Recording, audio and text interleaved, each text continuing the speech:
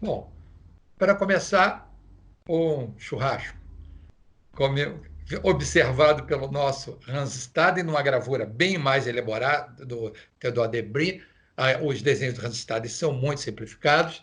No caso dessa representação, ela, inclusive, é recorrente. Isso é usado em cartaz de cinema. Por exemplo, esse canto aqui está no filme do Nelson Pereira dos Santos, Como Era Gostoso Meu Francês. Ele usa essa representação. Em alguns momentos, a revista de antropofagia da década de 20 também usou essa mesma imagem. Isso, olhando, apenas olhando, sem ler, pode causar algum tipo de repulsa, mas quando se lê, isso causa encantamento. Ninguém está devorando por fome, está devorando por ritual. Como se apropriar da energia do inimigo, ou seja, não se devora inimigo pouco valoroso. Isso não sou eu quem digo, quem dizer o próprio Hans Staden, que como ele acaba o livro, diz: a tudo isso eu vi e assisti. Aqui temos o primeiro vestígio que a gente tem de ocupação no Rio de Janeiro. São as chamadas feitorias. Muito se tentou identificar como era, mas principalmente talvez pelas precariedade das suas construções, apenas ficam em registros orais ou em croquis, porque eram assentamentos temporários para tomar posse da terra. Eventualmente tornavam-se fortes, tornavam-se cidades ou eram sumariamente destruídas. Mas o importante é que ali já estava a palha, a madeira que os índios utilizavam e que depois seriam readaptados, a gente pode chamar até reciclados pelo colonizador. Essa aqui é uma representação do Hans Staden que ele mostra o Rio de Janeiro, ele representa a cidade, ou pelo menos a feitoria na Baía de Guanabara. E, falando da colônia, era necessária a forma de ocupação.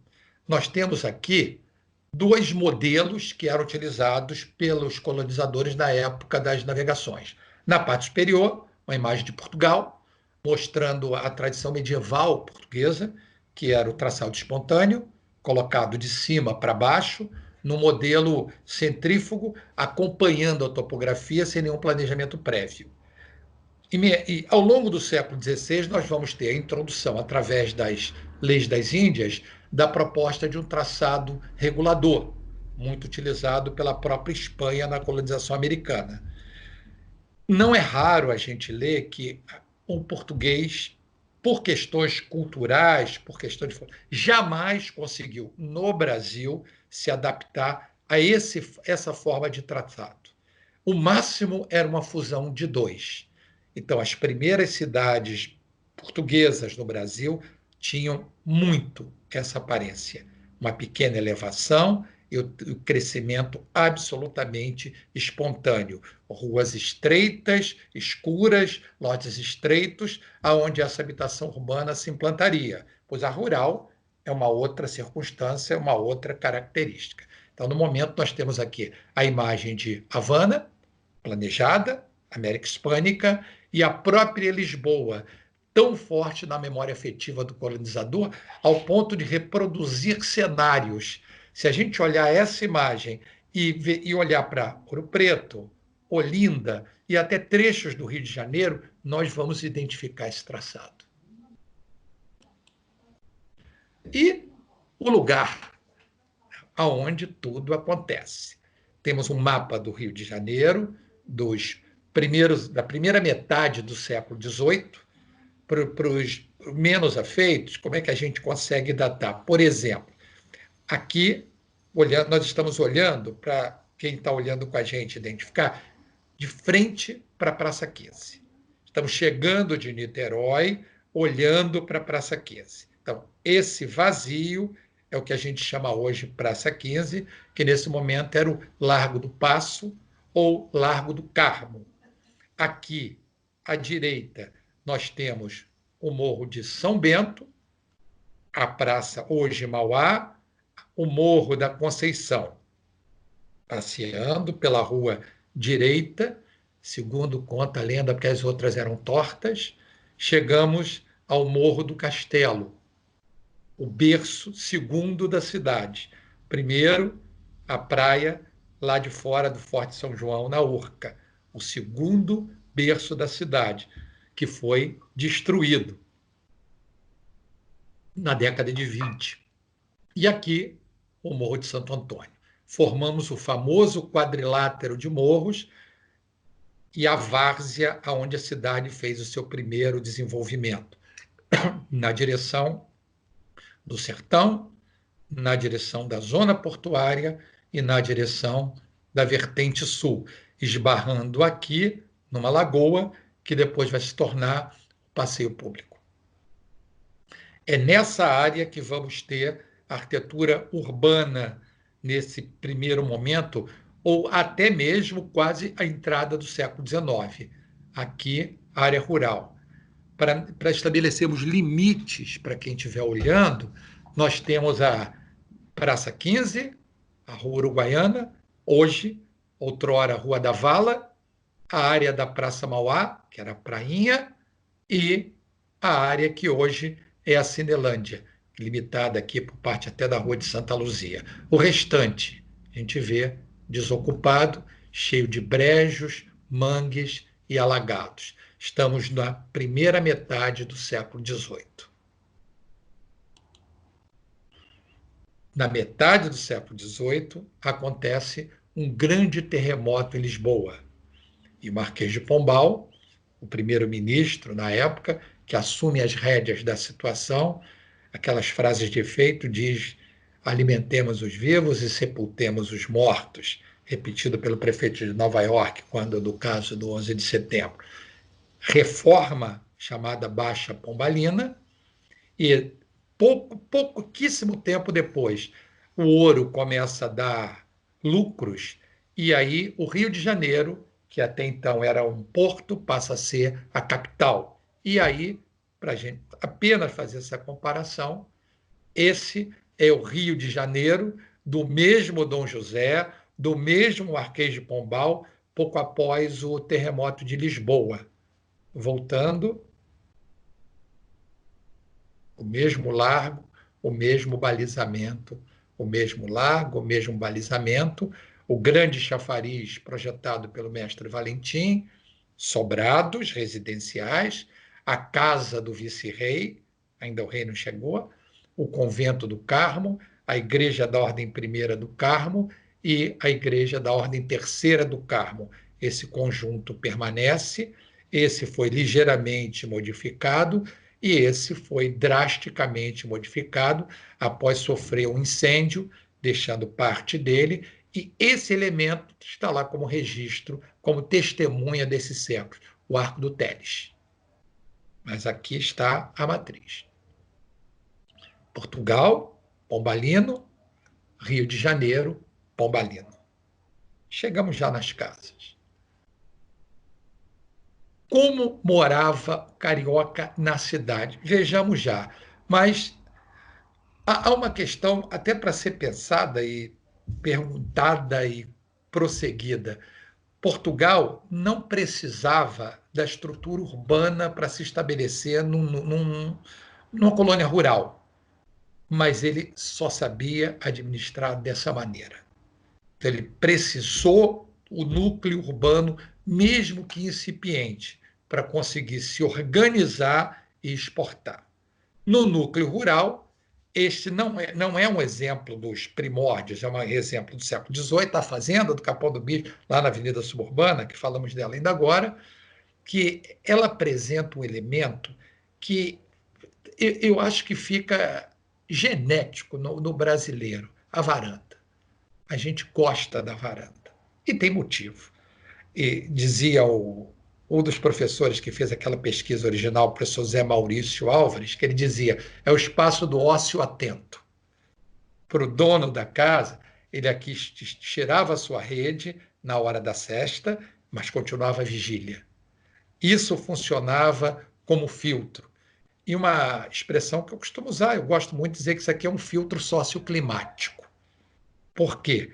só climático, porque ele ameniza, ele cria realmente um colchão benfazejo de sombra para proteção da casa, e social, que ele limita a entrada de pessoas indesejáveis para a casa.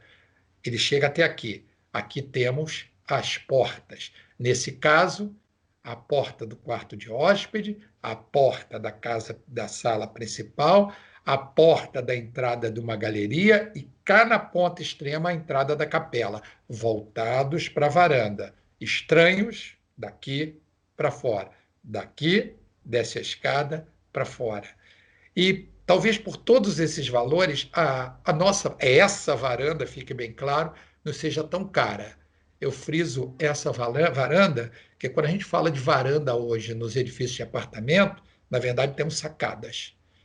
Eventualmente, ela pode se transformar num filtro climático. Ora, social, nunca mais. Elas têm que passar pela casa para chegar no que é chamado de varanda, para a glória dos especuladores imobiliários, né? Que vende.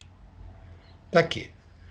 Externo, o pátio interno. Por que colocar esse pátio interno? O espaço masculino, o espaço feminino. E aqui não cabe as manifestações contrárias. Era assim. Espaço masculino, espaço feminino. A mesma varanda protegida à feição de um claustro. Até a própria ideia do claustro vai perfeitamente ao encontro do papel da mulher na sociedade colonial, restrita, guardada, longe dos olhares e da presença de intrusos ou estranhos. Essa imagem aqui foi proposital, porque nas nossas conversas falávamos dos materiais.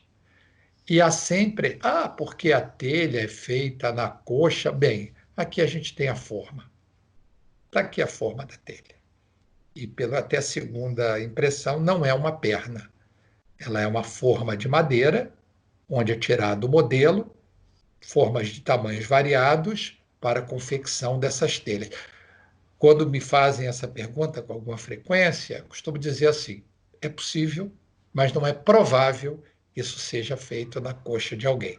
Está aqui a forma e está aqui o tamanho para apresentar a proposta mesmo de resposta, mais do que simples especulação. Esse modelo de casa, essa casa aqui é a fazenda do Viegas, em Senador Camará, um bairro da Zona Oeste do Rio de Janeiro, que ela adota uma linguagem muito parecida. Ela usa a varanda da frente, ela tem um avarandado para a parte posterior, o pátio, e acrescenta, diferente um pouco da outra, uma capela fora do corpo da casa. No modelo anterior, ela está ligada à varanda, ao corpo interno. Essa sai. E, em casos assim, há uma abrangência maior para a própria comunidade, composta de feitores, capatazes, escravos, que vão utilizar esse elemento aqui da arquitetura religiosa. Aqui a planta, desenho do meu amigo Francisco Veríssimo, mostrando o próprio cotidiano dessa casa nesse século XVIII. Da mesma linguagem tipológica, essa casa é bem visível quando alguém sai do túnel da linha amarela em direção à Barra da Tijuca. Ela fica à esquerda olhando numa pequena elevação, aquela área que é chamada Gardênia. Dali é o engenho d'água, na estrada do engenho d'água, naquela área que, em geral, antigamente chamava-se toda Jacarepaguá. Hoje ela está setorizada. Bom, aí viemos para casa. Eu começando essa casa aqui, que está a técnica construtiva, é inevitável, não gosto muito das citações, mas naquele livro a gente chama muita citação. E existe um viajante francês, que ele vai ao Nordeste, chamado Louis Léger Vautier, que ele fica em Recife há algum tempo, já no século XIX. Mas ele tem uma frase que o Debré repete, que é: quem viu uma casa no Brasil viu todas. Que a casa no período colonial, ou parafraseando, é de uma monotonia desesperadora. A mesma planta, todas caiadas de branco, como se fossem olhos a observar um transeunte. E aqui está o modelo da casa. Com pequeníssimas variações, nós vamos ter um lote estreito e profundo. Ela se divide em rés do chão, quando ela é térrea, ou sobrados, inicialmente térrea, posteriormente sobrados, vamos olhar. Agora, a casa térrea tem pouquíssimas variações, até pelo lote que lhe era concedido. É um lote estreito, que pode variar de 3,5 metros a 8 metros de testada e chegar a 40 metros de profundidade. Se meus colegas arquitetos estiverem pensando nisso, imagine projetar uma residência com essas dimensões. É um grande desafio. E que, na ocasião, não havia a presença do arquiteto, registros que ele só vai aparecer aqui de carteirinha no início do século XIX. Então, o modelo se repetia. O que nós tínhamos? 3 setores. Vou até passar aqui que fica bem mais prático. Uma sala da frente, que eventualmente poderia se transformar em loja, dependendo das necessidades e do desenvolvimento do núcleo urbano. Os espaços de permanência noturna, o íntimo, que eram as alcovas, denominação concedida a aposentos sem iluminação direta e ventilação direta, apenas com acesso por portas. Uma sala dos fundos, que a gente pode chamar de sala de viver, que seria uma ancestral da nossa copa, que hoje também não existe mais. E no fundo, aqui vendo nesse corte perspectivado aqui, a cozinha voltada para o quintal, aberta e grande. Área social, área íntima, área de serviço, com pouquíssimas modificações, ganhando o maior número de quartos. A necessidade de ampliação se dá na horizontal, com o espelhamento da planta. Então, continuamos com social, íntimo e serviço aqui atrás. Mudou. Vamos chegar ao momento que é necessário um outro modelo. Estamos próximos a adotar o sobrado. Uma escala gráfica para verificar as dimensões, espaços contidos de 9, 10 metros quadrados, sem ventilação indireta, para insalubres, onde havia a permanência noturna. E se alguém está olhando aqui e deve estar pensando, onde está o banheiro? Não está. Ele poderia ser utilizado uma peça como uma retreta nessa alcova ou, posteriormente, uma pequena casinha no quintal. Não havia o banheiro. Não havia banheiro e pensemos com alguma lógica, não havia esgoto, não havia água encanada e havia preconceitos em relação à higiene corporal advindos de mitos da Idade Média, que ainda vai demorar algum tempo para que eles consigam ser superados.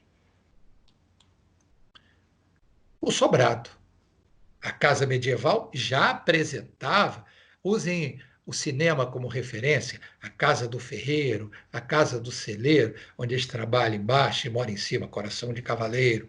Ou Portugal, advindo do Renascimento, a loja embaixo e a moradia no pavimento superior, que muito facilmente chegou ao Brasil.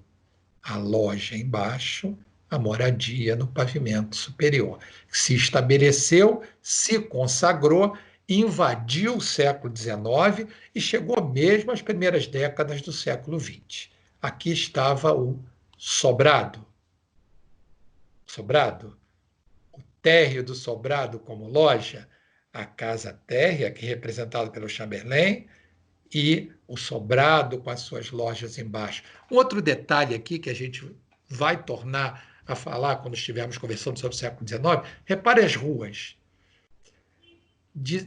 Diz-se que as ruas na cidade colonial eram o território do trabalho. Portanto, só quem circulava eram camadas mais baixas da população que precisavam trabalhar. Os mais abastados circulavam apenas para cumprir uma determinada finalidade. Vai à igreja, vai à câmara, vai à reunião. Não circula. Temos aqui os vendedores, muitos escravos de ganho, ou alguns poucos também fazendo algum tipo de negócio. Não há A rua é vazia e implica numa outra circunstância. Reparem que as ruas são áridas, sem vegetação, sem proteção, sem tratamento. Afinal, ela é preenchida pelos mais pobres. Então, não é preciso conferir conforto. Os mais abastados estão devidamente protegidos. Ou dentro dos bares, dentro das primeiras primitivas tabernas. E o sobrado, assim, vai aparecendo, ainda que no Rio de Janeiro, por longo tempo, as casas térreas predominassem. Aqueles mais abastados, que queriam melhores condições de vida, se retiravam para a periferia e ali construíam suas chácaras. Esse exemplar, por exemplo, é a casa do bispo, falamos dela ainda há pouco, ali no Rio Comprido, e que era, né, do bispo do Rio de Janeiro. O projeto é atribuído ao brigadeiro Pinto Alpoim, um dos engenheiros que atuou muito no Brasil na segunda metade do século XVIII. Inclusive, a ele é atribuído também estudos para o Paço, que depois virou Paço Real e Paço Imperial. Ele faz essa casa para o bispo do Rio de Janeiro, para que ela é separada, ela é isolada, portanto, mais saudável, e essa, em especial, ela ainda era provida de um aqueduto particular das Fraldas do Morro, que lhe conferia água limpa. Então, morar na chácara, entre outras coisas, dava maior condição de higiene do que numa cidade com casas coladas na divisa, sem água, sem esgoto e sem ventilação para os aposentos mais internos.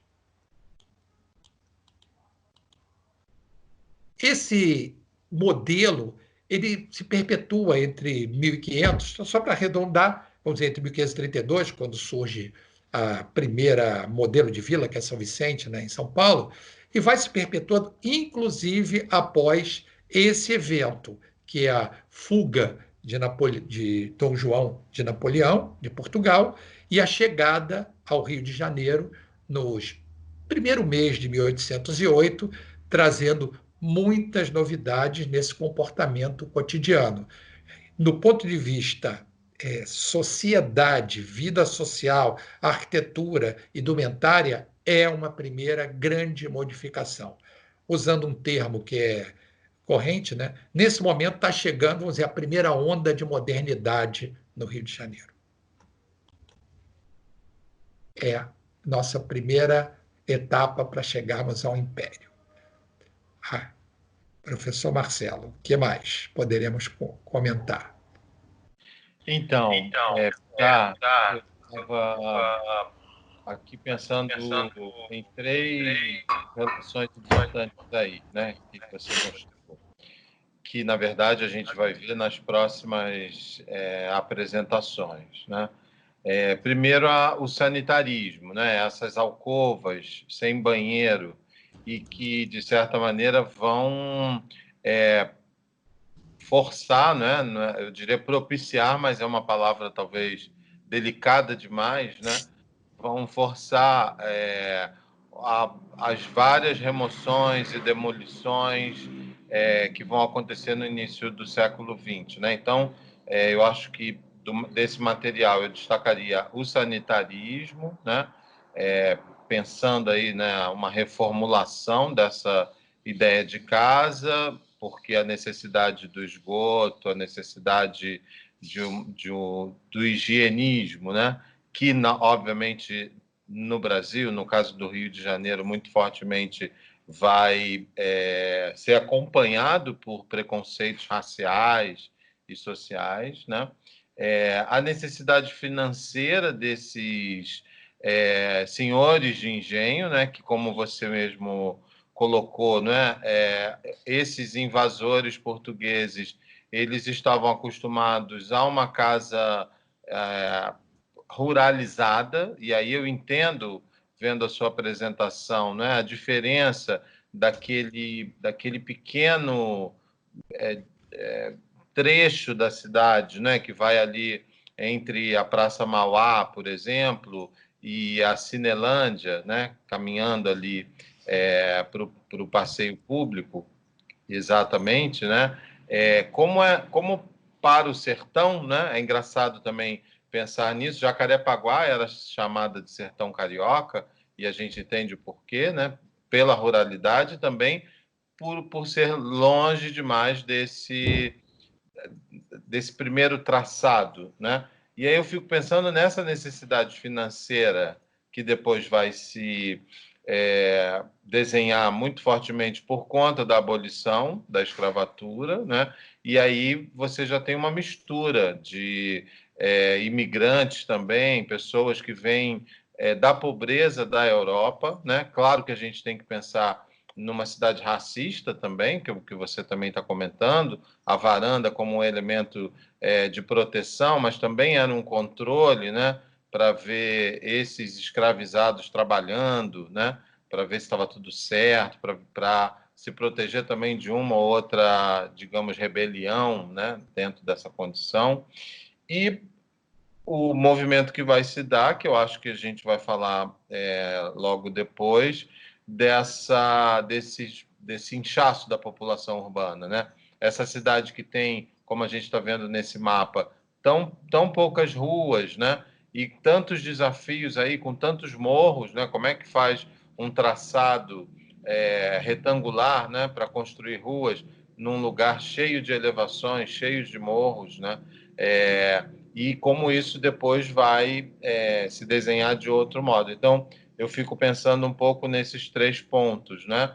O sanitarismo, que você já aponta aí, as alcovas sem banheiro, né?